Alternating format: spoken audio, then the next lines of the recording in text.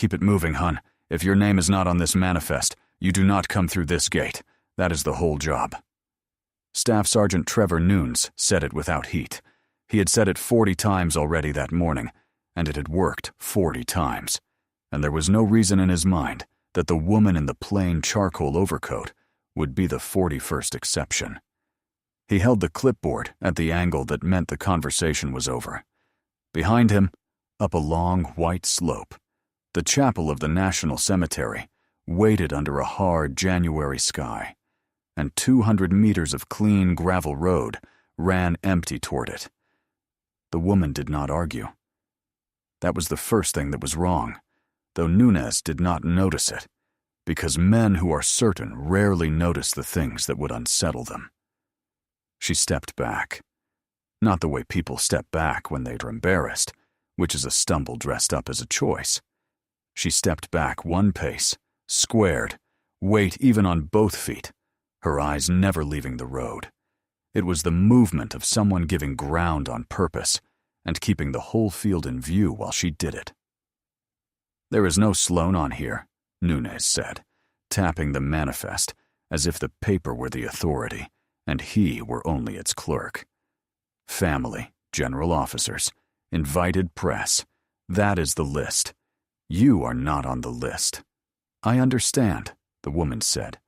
She had a low, even voice, the kind that does not rise to be heard because it has learned that the people who matter will lean in.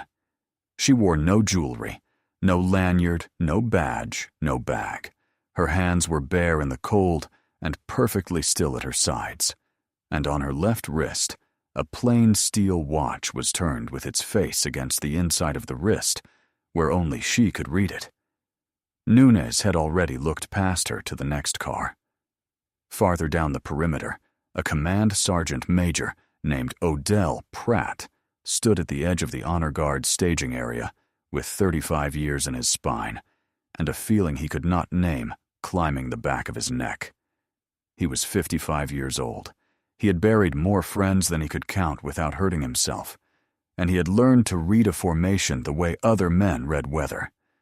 He watched the woman take her position at the corner post of the rope line, the one spot from which a person could see both the gate and the full length of the approach road at the same time.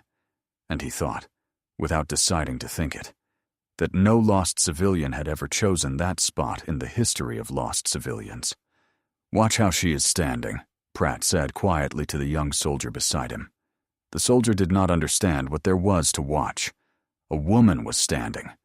But Pratt kept looking, because 35 years had taught him that the body remembers ranks, the paperwork has forgotten, and something in the way this woman held her stillness was ringing a bell in a room he had locked a long time ago.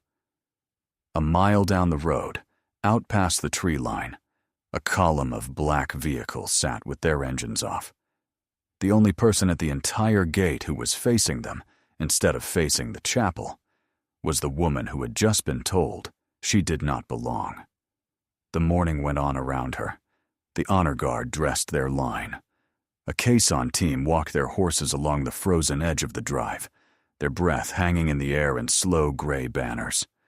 Officers arrived in staff cars and were waved through on the strength of a nod and a windshield placard, and each of them passed within 10 feet of the woman at the rope without once wondering who she was. The list said who belonged. The list had never been wrong in Staff Sergeant Nunes' experience, and he was not a man who went looking for the one time a thing he trusted might betray him. There is a certain kind of certainty that a checkpoint builds into a man. Nunes had stood 100 gates in 11 years of service. He had turned away the grieving and the confused and the merely lost. And he had learned that 99 times out of 100, the paper was right and the person was wrong, and that the way to survive a long career was to bet on the 99. It was not a bad bet. It had never failed him. What no one had ever taught him, because it cannot be put on a form, was that the 100th time does not announce itself.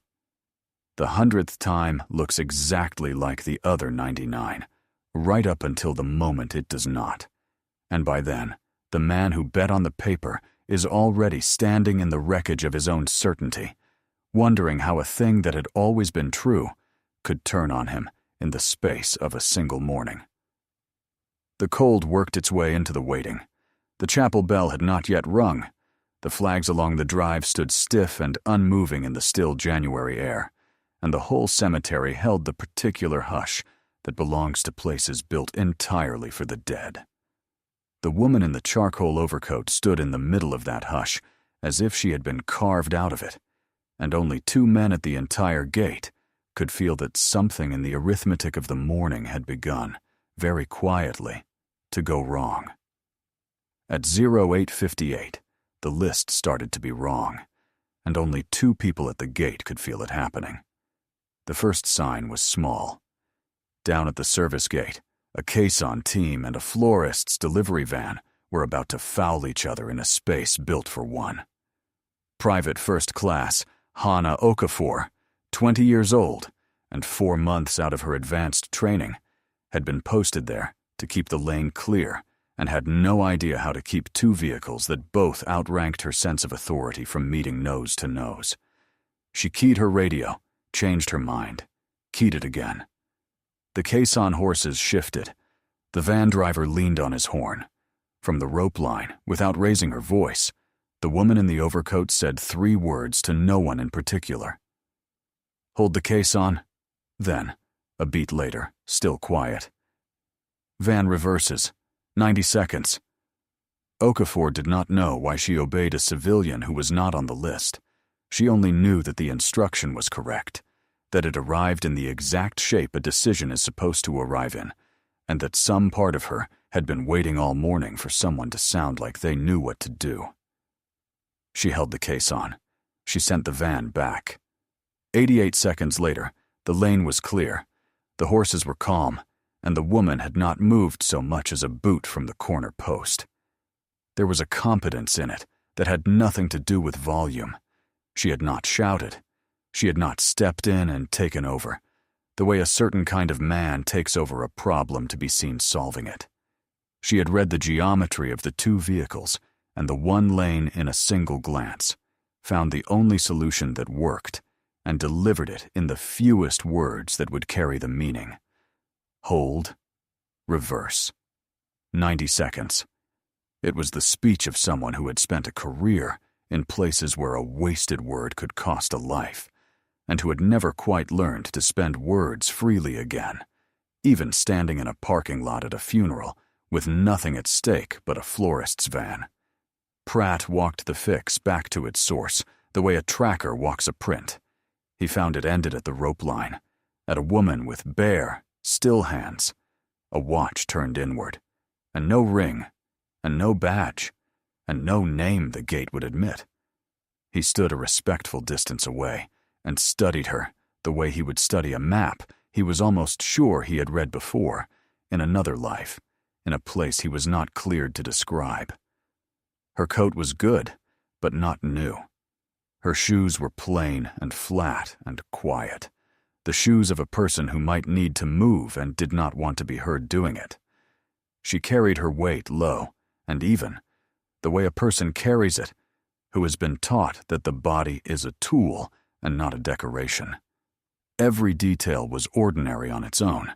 It was only when Pratt added them together, the way an old sergeant major adds together the small things that younger men miss, that the sum began to frighten him. "Ma'am," he said, "that was a clean call." "It was an obvious one," she said, and did not turn her head, because turning the head is a movement, and she spent movement the way careful people spend money.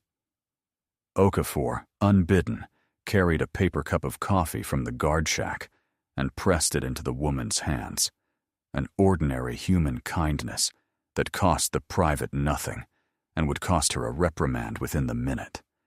Nunez saw it from the gate and crossed the distance with the clipboard still in his fist. "She is not on the list, Okafor," he said. "That means she is nobody we account for. Leave it. Get back to your post." The private went. The woman held the coffee she had not asked for and did not drink it, because her hands being occupied, was a thing she noticed and didn't like. Pratt stayed where he was a moment longer. He had seen that stillness once before, a very long time ago, on a flight line at 0400 hours, around a person nobody was allowed to name, and the not remembering had started to sit on his chest like a weight. He was too old to ignore that weight. He had ignored it exactly once in his career, and a good man had died, and he had promised himself at that funeral that he would never again call a feeling nothing just because he could not yet give it a name. He filed the feeling. He would come back for it. He did not know he had less than an hour. By 0910, the woman with no name had become, in the shorthand of the gate staff, a problem to be managed. This is how it happens. One man decides you are a question mark, and the men around him, who trust the first man more than they trust their own eyes, adopt the punctuation. A civilian protocol contractor in a good coat came down from the chapel to ask her, politely, to relocate to the public overflow lot, where the sightline to the approach road would be taken from her by a row of parked buses. She went. She did not point out that she had done nothing. She had learned, somewhere the paperwork could not follow, that innocence explained too loudly begins to sound like guilt. "Understood," she said, and walked to the overflow lot, and took the one position there from which a person could still see a thin gray slice of the approach road between two buses. Nunes photographed her for the incident log. He framed her against the buses and told her it was procedure, and she let him, because there was nothing on her to photograph. No phone, no bag, no lanyard, no unit patch, no rank, no name tape, nothing a camera could turn into evidence. A sterile silhouette in a plain coat. The photograph, when he looked at it later, would show a woman standing so still that a stranger might have thought the picture had not finished loading. "Understood," she said again, when he told her to remain where she was. The protocol contractor lingered a moment after she moved, watching to be sure she stayed moved, and then reported to the chapel staff that the situation was handled. That was the word that traveled up the slope. Handled. A situation. A woman standing quietly in the cold, asking nothing, taking nothing, had become a situation because one man with a clipboard had decided she was one, and the decision had spread from head to head the way a rumor spreads, gathering weight it had not earned, until half the gate staff would have sworn there was something off about her, and not one of them could have told you what. She let it happen. This was the part that Pratt, watching from a distance, found hardest to understand. She had every appearance of a person who could have ended it with a sentence, and she chose, over and over, to say nothing that would end it. She answered when spoken to. She moved when told to move. She offered no proof and demanded no apology. And the effect of all that yielding was not weakness, but something closer to its opposite. A patience so complete that it began to feel like the deepest kind of strength, the strength of a person who has already survived things that make a parking lot at a funeral very small. The cemetery filled. Stars filed past her toward the chapel. 3 of them. Then a 4th. General officers, with more authority in their collars than most people meet in a lifetime, and each one walked past the woman in the overflow lot without a flicker of recognition, because she had made a career, a whole classified life, out of not being recognized. She counted them anyway. She counted the cars and the flags and the folding chairs and the minutes, because counting was what her hands did when they were not allowed to do anything else. 4 general officers, 2 colonels she recognized, and 11 she did not. 62 folding chairs under the chapel awning, 3 cameras, all of them pointed at the slope, none of them at her. She logged it all the way she had logged 1,000 rooms, out of a habit 30 years deep, a habit that had kept her and the people around her alive in places where the exits mattered more than the introductions. 1,000 hours minus 20. The chapel was nearly full of people who outranked almost everyone alive. Not one of them knew that the woman they had walked past in the parking lot was the reason the man in the flag-draped casket could be buried with the honors of a nation that would never be told what he had actually done, or who had done it for him. If you have ever watched someone be judged by a list instead of by the truth, stay with this one all the way to the gate. Subscribe to Honor Tales, because the truth was still 20 minutes down that road, and it was coming in a column of black cars. At 0914, the system moved against her the way a system does, without malice, which is the only way a system knows how to move. The shift supervisor, a young lieutenant of the military police company, who had been awake since 0300 and wanted nothing on his watch to become a story, read Nunes' log, saw the words, "Unlisted civilian loitering in proximity to a national security event," and did the thing his training told him to do. He signed a removal order. It wasn't cruelty. It was a form, filled out correctly, by a tired man doing his job. And that is exactly what would make it so hard to forgive later, because there would be no villain to point at, only a list and the men who served it. The order had a number. It had a security flag. It had a time on it, and the blank marked effective, 1000 hours. That was the terrible ordinariness of it. No one at the gate wished her harm. The lieutenant had never seen her face.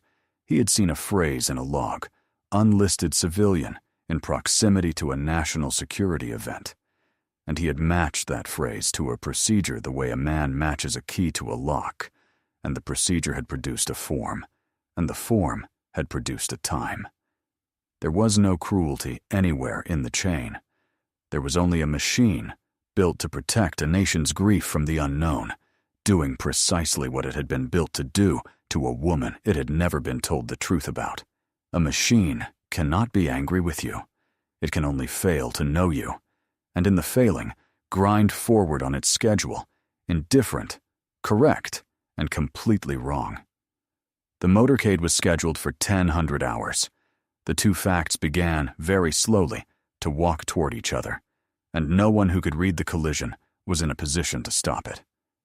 Nunes brought her the news himself.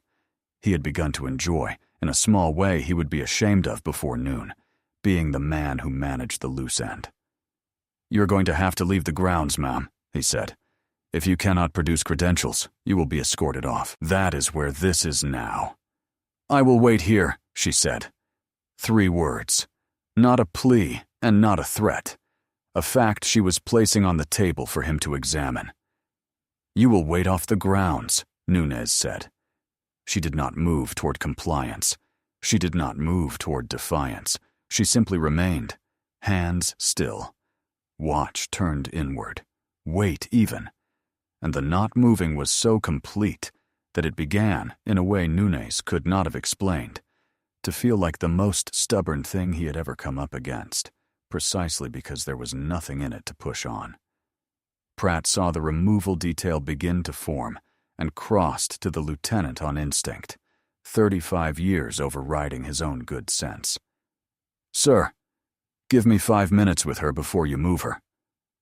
"On what basis, Sergeant Major?" Pratt opened his mouth and found he had no basis. He had a feeling, a flight line at 0400, a stillness, a bell ringing in a locked room. He had nothing he could put on a form to answer a form. "Something is wrong with removing her," he said. "I cannot tell you what. I am telling you it is wrong." The lieutenant was not a bad man.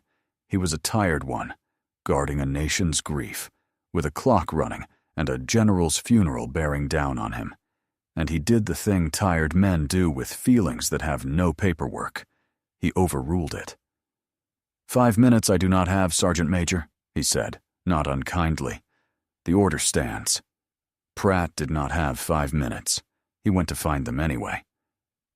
He stepped behind the guard shack and called a man he trusted, a retired command sergeant major named for no one in this story who had spent his last decade in places with no names, and he described what he was looking at. The stillness, The clean call at the caisson. The watch turned inward. The way she gave ground like a sentry and counted the stars like a threat assessment. The absence, worn like a uniform. The line was quiet for a long moment. Then his old friend spoke, and his voice had changed. "Odell, listen to me. If she is who that sounds like, you do not remove her. You do not photograph her. You stand at attention, and you wait to be told her name. And you consider yourself lucky if they ever tell you at all." Pratt stood behind the shack for a moment, with the phone still warm in his hand, and 35 years rearranged themselves. He had known men and women like the one his friend was describing. Not many. A handful, across a whole career. People who moved through the army like water through a net, leaving no record, because the record itself was the vulnerability. You did not read about them. You did not meet them exactly. You stood next to them once at a flight line, or in a briefing that was scrubbed from the calendar an hour later, and you spent the rest of your life half remembering a stillness you were not allowed to name. He had told himself over the years that he had imagined the weight of those encounters. He knew now that he had not. Pratt went back to the protocol packet with hands that were not entirely steady and read it the way he should have read it an hour ago. He found, near the bottom, past the general officers and the invited press, a single line that had been added to the manifest by hand and then redacted, so that all that survived on the printed gate copy was a shape where a truth had been. He found the original in the family's annex, the pages the gate had never been given, tucked behind the seating chart where no checkpoint sergeant would ever have thought to look. One guessed. No name. Admit on the widow's word. Eleanor Voss had put her on the list, and no one had told the gate, because the whole point of the woman was that gates were never told. Pratt ran. He was 55, and he ran anyway, past the buses and the folding chairs and the honor guard, toward the checkpoint where a removal detail was forming around a woman who had not moved in 10 minutes. And as he ran, out past the tree line, the first black vehicle turned onto the approach road and began to roll toward the gate, exactly, precisely, on the minute. The woman at the overflow rope lowered her eyes to the watch, turned against her wrist, read a time only she could see, and for the first time all morning, something almost like a smile touched the corner of her mouth. Whatever was coming down that road was on time. In 30 years, the things that mattered had never once been late for her, because she had built her life so that they couldn't be. What came down that road answered every question the gate had asked wrong. Stay with it. Subscribe to Honor Tales, and watch a list get corrected by the truth in front of the man who wrote it down. To understand why a widow would keep one seat at her husband's funeral for a woman with no name, you have to go back 13 years to a night that never happened. In the spring of 2013, Adrienne Sloan was 38 years old and a lieutenant colonel, though her rank was one of the many true things about her that were not written anywhere a person could find them. She commanded a special mission element whose designator changed every few months and whose existence was denied as a matter of routine. On the night that mattered, an extraction went bad in a place the maps of that war drew carefully around, and an element of people who belonged to then Lieutenant General Harlan Voss, people he had sent forward on his own authority and his own conscience, ended up trapped in a collapsing corridor with the way home closing behind them. The plan said to leave them. The plan was correct. The math of the plan was clean and cold and would have been signed by any staff college in the country. 9 of her people had gone in. The plan said 9 should come out, and that the trapped element, which wasn't hers, which was not even officially there, should be counted as a cost already paid. Sloan went back in. She did not make a speech about it. There was no time for a speech, and she was not in any case a woman who spent words when a decision would do. She looked at the map and the clock and the count of people who would die if the plan was followed, and she made the arithmetic of the night come out a different way than the staff college would have. She keyed her radio once, gave the order in the flat, even voice she used for the largest things and the smallest, and then she led the way into the corridor herself, because she had learned long before that you do not spend other people's courage on a thing you are not willing to walk into first. That was the whole of her command philosophy in the end. Walk in first. Ask no one to hold a corner you would not hold yourself. Bring them home, and let the record say whatever it needed to say, or nothing at all. Sergeant First Class Elias Crane, 27 years old, went with her. He was a quiet man from a small town, married 8 months, the kind of soldier who was always exactly where he was supposed to be and never told anyone how hard that was. He took the far corner of the corridor, the ugly corner, the one that had to be held so the last 2 men could cross, and he took it without being asked twice, because he had learned the same philosophy from the same woman, and he believed in it the way some people believe in very few things. He held it. He held it past the point where holding it was survivable. He held it while the first of the trapped element crossed, and the second, and the count climbed the way she needed it to climb, and he was still holding it, still sending fire down the ugly corner, when the last 2 crossed to safety, and then the corner went quiet, and he did not come out, and Adrienne Sloane carried a piece of that silence in her chest for the next 13 years, in the exact place where she kept all the things that would have unmade a lesser person. 9 went in. 11 came out. The 11th was carried. The math of that night was never written down, because the night never happened, and a thing that never happened cannot have a butcher's bill.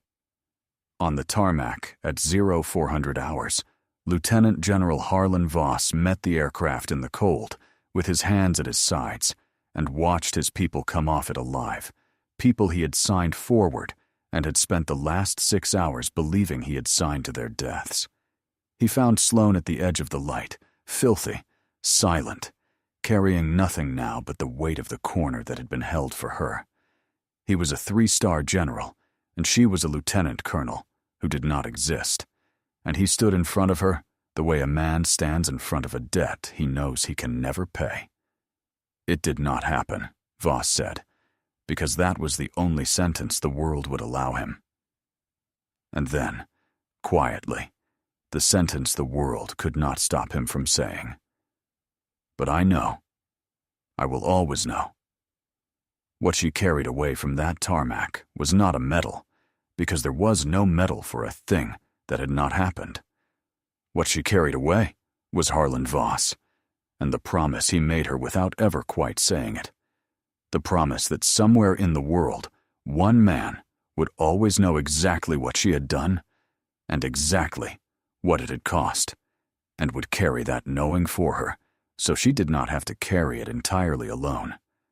In a life built on being unseen, it was the one place she had ever been fully seen. She never forgot it. Neither did he. He kept a challenge coin in his desk drawer for 13 years after that night. It was a plain thing, worn smooth at the edges by a thumb that returned to it more often than his family ever understood. His aides thought it was a good luck piece from an old command. His children thought it was a souvenir. Only Voss knew that it was a marker, a small round debt he kept where he could reach it, and that every time his thumb found the worn edge of it, he was back on a cold tarmac at 0400 hours, watching his people come off an aircraft alive because a woman who did not exist had walked into a corridor for them. When he retired, the coin moved to the drawer of a desk at home. When he died, at 81, in the winter of 2025, his widow Eleanor found it, and found folded beneath it a single sheet of paper in her husband's careful hand. On the paper was one name and one instruction. Invite her. Tell no one who she is. She will know what to do. Eleanor had read that sentence a dozen times over the winter, and had understood, in the way that wives of such men learn to understand, that she was being handed the last piece of a life her husband had never been allowed to describe to her, and that honoring it would be the final thing she could do for him. The woman being written up at the overflow rope for the crime of having no name was the name Harlan Voss had kept in a drawer for 13 years. At 09:58, the lead vehicles were 400 meters out and closing, and Staff Sergeant Trevor Nunes made the worst decision of his career for the most ordinary of reasons. He wanted the loose end gone before the important people arrived. He did not want the woman with no name in the frame when the cameras came up the road. He was thinking about how it would look. He was not thinking at all about what was true, because the list had told him what was true, and he had believed it. "That is it," he said, turning from the road to the woman. "Ma'am, you are leaving. Now." He took her by the arm. She let him. She did not pull away. She did not set her feet. She did not do any of the things a trapped person does, because she was not trapped, and had not been trapped in a very long time, and had been held by far worse than a sergeant's hand on a cold morning. She turned her head once, a single economical degree, toward the black vehicles rolling up the approach road, and that was the only movement she allowed herself. She had taught herself, in a corridor 13 years gone, and in 100 rooms since, that the last thing to move should be the thing that matters, and she was not finished being still. It is worth stopping for a breath on the size of the mistake he was making, because the whole morning had been built to make it look small. From where Nunes stood, he was tidying a parking lot. He was moving an unlisted civilian a few yards so that a funeral could proceed without a loose end in the frame. Every fact he believed told him the act was correct and correctly ordered, and beneath his notice once it was done. He could not see the corridor 13 years gone. He could not see the 11 who came home, or the one who did not. He could not see the coin in the widow's purse, or the 4 stars rolling up the road behind him. He could only see the list, and the list did not have her name, and so his hand closed around the arm of a general officer of the United States Army with the casual authority of a man who was sure, right up until the instant the world corrected him, that he was in the right. Pratt arrived at a dead run and saw the sergeant's hand closed around the arm of the woman from the flight line, the woman from the locked room, the woman his old friend had told him to stand at attention in front of, and he did the only thing 35 years would let him do. He stopped 3 feet away, came to attention, and held it, spine straight, chin level, a command sergeant major bracing in the gravel to a woman whose name he still did not know. He did not need the name anymore. The name was a formality. He had read everything he needed to read in the way she let herself be held, in the single economical turn of her head toward the road, in the stillness that had frightened him since 0847, and he braced to all of it, to the whole unspoken weight of her, and he would have held that position until his legs gave out. "Sergeant," Pratt said, and his voice cracked like a rifle, "take your hand off the general." Nunes laughed. It was one short, disbelieving breath, the laugh of a man whose whole morning had told him he was right, and who was not ready to stop being right. He did not let go. Behind him, the first black vehicle rolled to a stop 10 feet from the gate, and its rear door opened. A captain stepped out. He was young, 31, in a service uniform pressed to a razor, and he did not waste a second on the scene in front of him the way a bystander would. His eyes went across the checkpoint in a fast, professional sweep, found the woman in the charcoal overcoat with a sergeant's hand on her arm, and stopped. Captain Devin Marsh had briefed this general officer at 0500 that morning. He had never, in 18 months as her aide, seen anyone put a hand on her, and the sight rearranged something in his face. He crossed to the gate and spoke the sentence the entire morning had been built to withhold. "General Sloan." His voice carried, clear and even, the way a thing carries when it has the whole weight of the truth behind it. "The family is asking for you at the chapel, ma'am. We are late because of the road. We are not late because of you." For one long second, the checkpoint did not move. Then the second vehicle's door opened, and General Curtis Langford stepped out, 58 years old, 4 stars on each shoulder, a man who had commanded corps and been briefed by presidents. And he took in the gravel, the rope, the removal detail, and the sergeant's hand on the arm of a brigadier general. And he did the one thing that ended the argument forever. He came to attention. A 4-star general braced, in the cold. To a 1-star, the gate had been about to trespass, and every soldier who saw it understood in the same half-second that the entire morning had been standing on its head. Eleanor Voss did not wait for protocol. She was 78 years old, and she had buried her husband that morning, and she crossed the rope line with the short, determined steps of a woman who has run out of patience for lists. She took both of Sloane's hands in both of hers. "He kept your coin for 13 years, she said, and her voice did not shake, because she had decided it would not. "I am not going to let them keep you at a rope line for one more minute." Captain Marsh stepped closer, and his voice dropped, meant now only for the checkpoint, though it carried in the sudden hush. "For the record, Sergeant, the general has been read onto programs your clearance does not know the names of. Her absence from your manifest is not an error. It is the correct handling of a person who is not supposed to exist on paper. You were guarding exactly what you were told to guard. You were simply never told what was standing in front of you." It wasn't an accusation. It was, if anything, a small kindness. The truth delivered plainly so that a man drowning in his own mistake could find one solid thing to stand on. Nunez heard it and could not answer it, because there was no answer a person gives to being told, gently, that the ground he had trusted all morning had been a floor over a room he was never cleared to enter. Staff Sergeant Nunez let go of the arm the way a man drops something that has turned out to be hot. His face did the whole journey in front of 30 witnesses. First, the confusion, the manifest still true in his mind, the woman still not on it. Then the disbelief, as the 4 stars stayed at attention and did not stand down.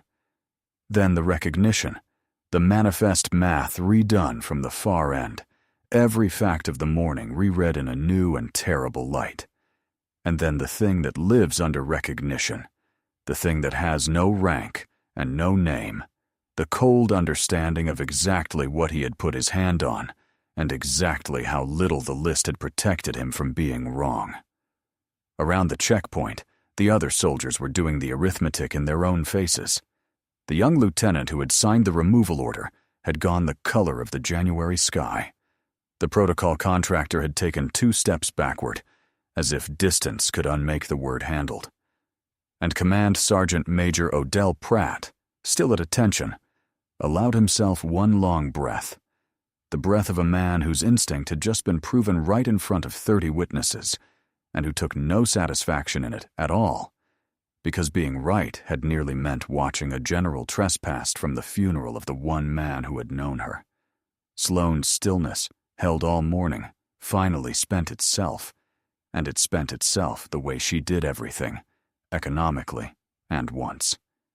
She squared her shoulders to the 4-star general, returned his courtesy with a single grave motion, and then she stepped forward, through the gate that had refused her, past the sergeant who could not make his mouth form a word, and up the white slope toward the chapel where a nation waited to bury a man only she could properly mourn. She did not look back at Nunez. That, too, was a kind of mercy, though he would not understand it as one for a long time. A person who looks back is collecting a debt. She left the debt uncollected in the gravel and climbed the slope, and the not looking back was louder than anything she could have said. The gate that would not admit a woman with no name had opened for a brigadier general the dead man had trusted with the lives of his people, and the sergeant who had guarded it so faithfully was left standing in the gravel, holding a clipboard on which her name still did not appear. What happened at the chapel was not revenge, because revenge was never what this woman dealt in, and it was not what the man in the casket would have wanted from her. At the chapel steps, General Langford walked beside her, his voice low. "Adrienne, the removal order, the checkpoint. Someone signed that. Do you want them to answer for it?" She stopped. She looked back down the slope at the gate, at the young lieutenant who had signed a form, at the sergeant who had read a list twice and trusted it, at the private who had brought a stranger a cup of coffee and been told to leave it. "He checked the list twice, sir," she said. "The list was wrong. The sergeant was not. He did the job we gave him with the information we gave him, which was nothing, on purpose, because of me. Protect him. That is an order I would like kept." Langford looked at her for a moment, and then he nodded, because he had known her a long time, and he had never once known her to be wrong about the difference between a failure and a fault. The system had not broken at that gate. That was the hard truth of it, the truth that would take Trevor Nunes years to sit with. The system had worked exactly as designed. It had guarded the grief of a nation against every unknown that walked up to it, and it had never, not once, been told the truth about the one unknown it should have let through, and neither had the man holding the clipboard. You cannot arrest a man for being kept in the dark by the very people who then walk out of it. Langford understood the point she was making, but he pressed it once more, quietly, because it was his job to press it. "There will be people who want a name for this, Adrienne. A funeral for a 4-star, a general officer nearly removed at the gate. Someone above me will ask who is accountable." "Then tell them the accountable party is a classification, sir," Sloan said. "Tell them the reason my name was not on the list is the same reason the sergeant could not have known me, and that both facts serve the same purpose, and that purpose is worth more than one man's morning of certainty being corrected. If they want to fix something, fix the annex. Brief the gate next time there is a next time. Do not spend a good sergeant to make a bad process feel better about itself." It was the longest speech she had made all day, and she made it in the flat, even voice she used for the largest things, and Langford, who had commanded Corps, heard in it the same command philosophy that had walked into a corridor 13 years before. Bring them home. Spend yourself before you spend anyone else. Let the record say nothing, if that is the price. He nodded, and the matter was closed, and Staff Sergeant Trevor Nunes would keep his rank and his career, and never know how close he had come to losing both, or who had reached out a hand to save him, or why. Inside the chapel, under the flags and the long, cold light, Brigadier General Adrienne Sloan stood the vigil that Eleanor Voss had kept one nameless seat for. She took the place at the front that had been held empty all morning, the place no one on the program could explain, and the people around it, who had wondered about the empty chair, understood now only that it was no longer empty, and did not understand anything more than that. Which was the point, which had always been the point. When the service reached its close, it was General Langford who lifted the folded flag from the casket, and it was to Sloan that a portion of the honors quietly came, in a way the program did not list, and the cameras were not permitted to record. She received it with both hands and perfect stillness. The triangle of cloth was heavier than it looked, the way those things always are, and she held it against her chest, the way she had held far worse against her chest and kept her feet. And then she leaned close to the polished wood and said the handful of words that Harlan Voss had asked her, years before, on a tarmac at 0400 hours, to say to him if she outlived him, words that were a private language between a general and the officer who had walked back into a corridor for his people. No one heard them. No one was meant to. Only a few in that chapel ever learned who she was. That was correct. That was how both of them had always wanted it. Command Sergeant Major Odell Pratt stood at the back with the honor guard, and somewhere during the service the locked room in his memory finally opened, and he remembered the flight line at 0400 hours 13 years ago, and the filthy, silent officer at the edge of the light, and he understood at last what he had been looking at all morning. He said nothing. He would say nothing for the rest of his life. Saying nothing, he understood now, was the highest form of the salute he owed her. Some victories are quiet enough to fit inside a closed hand. If this one reached you, take a second and subscribe to Honor Tales, and stay for the next soldier whose whole story was kept in a drawer, because there is always a next one, and they always deserve to be found.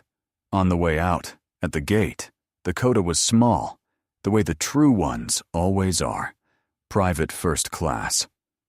Hannah Okafor stood at rigid attention as the general passed, certain she was about to be corrected for the coffee, for the courtesy, for accounting for someone the list had not. Sloane stopped in front of her. She did not smile, because smiling was not a thing she spent easily.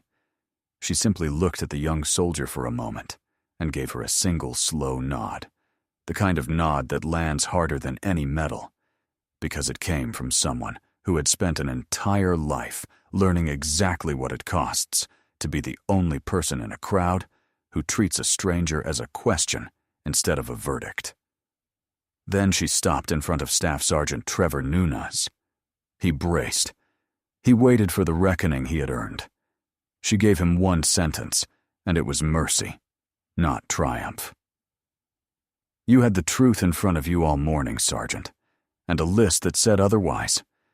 Next time, remember that the list is written by people who make mistakes. Trust your eyes a little more than the paper. That is the whole job, too. She did not wait for his answer. There was nothing he could have said. Okafor's eyes filled, and she held them steady, because she had learned already in her 4 months of service that some moments ask you not to spill over into them. She would carry that nod for the rest of her career.